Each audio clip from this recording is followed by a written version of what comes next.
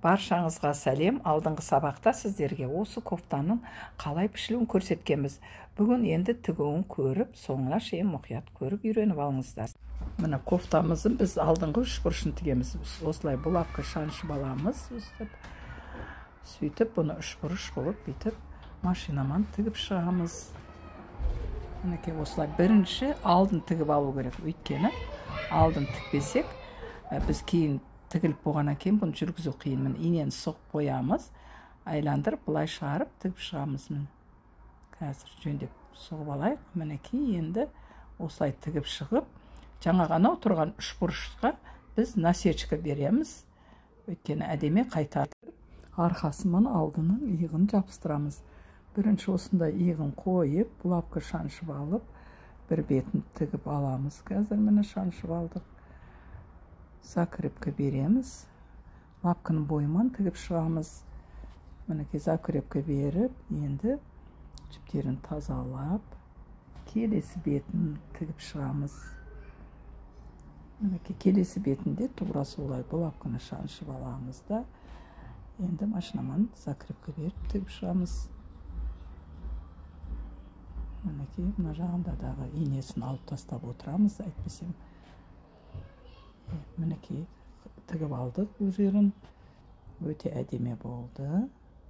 Енді біз боковой шоптарын булавка шаншып отырып, бұл жағында осылай тігіп шығамыз. Екі бетінде біз осылай тігіп шығатын боламыз. Мінекей бір лапканың бойымен тігеміз. Екі бетінде осылай тігіп шығамыз. Өте әдеме болып шықты, жіптерін таза. Екінші шетін тіктік, қазір жеңдерін тігеміз, оң қаратып, закрепка беріп.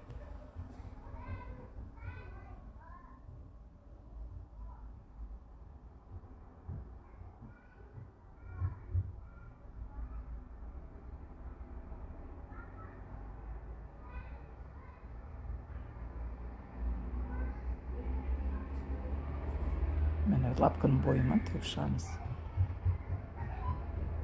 Жіптерін тазалап отырып, келесі жеңінде тура солай тігіп шығамыз.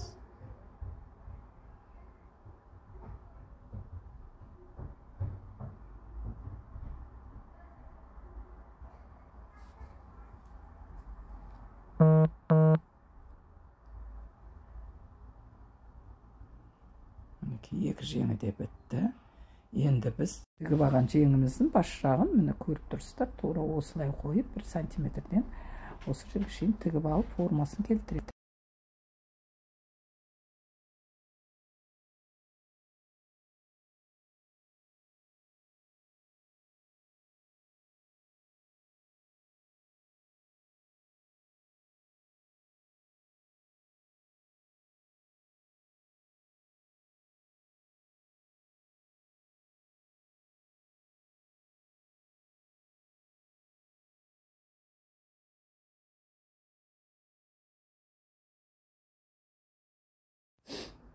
Міне қолын біз 1 сантиметрден бұлай айландырып сборкаға дайындап аламыз.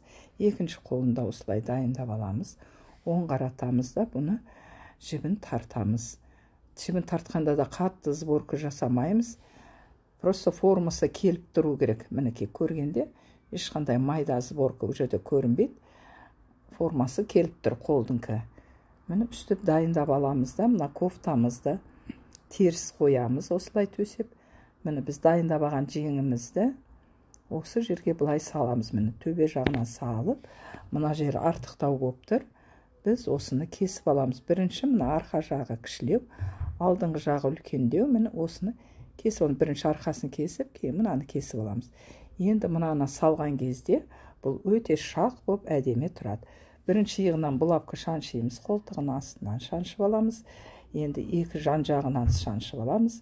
Жиылап шаншысаңыздар да болады, оңай тігіледі. Енді осы жерден мінекей шаншып атырмыз, жиылау қып біз тігісімізге оңай, жеңіл болсын деп. Міне осылай дөңгелетіп, қазір кофта жағынан айландырып тігіп шығамыз. Булавкаларын алып тастап отырып, үстің жағын сәл тартыңқырап отырып, лапканың бойымен айландырып тігіп шығамыз біз. мінекей мына жерде әсіресе реттеп алу керек, складка ешде болмау керек. Бұл да соңына да жеттік. Өте әдемі келіп тұр біздікі. Мінекей тігіп шықты. Я мына қарап, үшбұрыш тігілді. Енді бұны бүйтіп қайтаратын болса қайтарамайды. Сол үшін біз мынандай бұл жерге шейін бұлай қырқып аламыз. Міне, анандай қырқып өтіп кетпейтіндей. Мынаны бұлай бұрған кезде осы жер, осы тірек үшбұрыш шығады. Міне, қара, шығып тұрғаны. Все, мәкеп көр. Міне алдының үшбұрышы, осындай үшбұрыш болып тігілді. Біз о жерге насечка беруіміз керек, қырқуымыз керек, ана үшбұрышқа шілей. Жібін қырқып алмайтындай, 1 миллиметр қалдыратындай. Енді бүйтіп бүктеп көргенде осы жері әдемі болып шығады, үшбұрыш болып. Мінекей қарасаңыз, әдемі бұрыш болып шықты. Міне киіп көрдік, галстугы мойнына салып, тігіп алады. Пока біз әшейін примеркаға көрсетіп отырмыз. Міне осындай әдемі шығады. Мінекей бантик сияқты байласа да болады. Мына арт жағы да кең мол әдемі болды. Бірақ мына жерде бізде мына выточкасын тігу керек болып тұр. Бұл кісінің, бұл қызымыздың көкірегі үлкендеу, өйткені алды көтеріңкіп тұр. Осылай тұрған кезде бұл өте жақсы болады. Енді бұл үйіне барып, аяқтап тігіп шығады. Мінекей осындай өте әдемі болып шықты кофтасы, өзі тігіп алды. Мінекей осындай өте әдемі болып шықты кофтасы, өзі тігіп алды.